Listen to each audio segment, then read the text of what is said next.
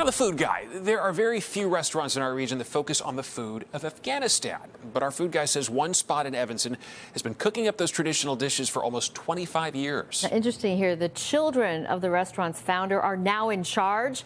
And while the dishes have not changed much, they say the menu offers large groups a chance to eat together. And that sounds really good. Family style. Steve Dolinsky joining us now with the story tonight. Yeah, hi guys. Coming up on 25 years, that is no small feat, right? The ancient Silk Road wound its way through Afghanistan, bringing the flavors of Persia, Mongolia, and India to the table. Those spices and techniques found their way into the kitchen, which results in some seriously delicious dishes.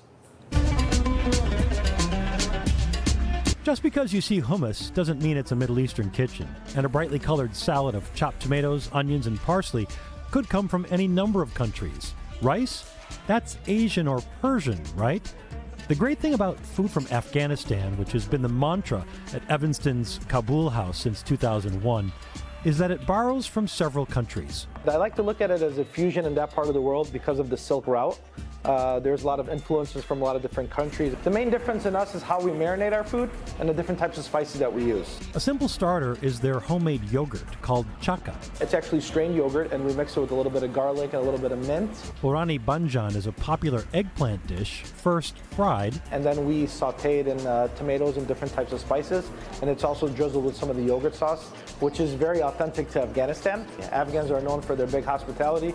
And when we eat, we don't like to eat alone. We bring everything out on a platter, everybody shares. Lamb kebabs, lamb chops, chicken thigh kebabs, chicken breast kebabs, ground chicken, ground beef, and some beef fillet kebabs in there too. The meats are marinated for 24 to 48 hours and are grilled until charred but still juicy.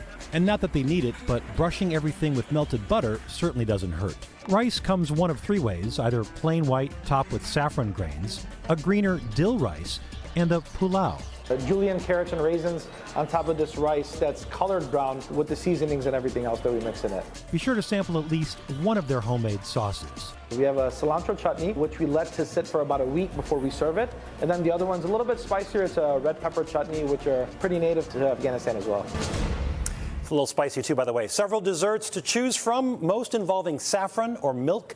The platters are definitely the way to go for groups of 4 or more. All the info on our website, as always, NBCChicago.com. Just search for The Food Guy.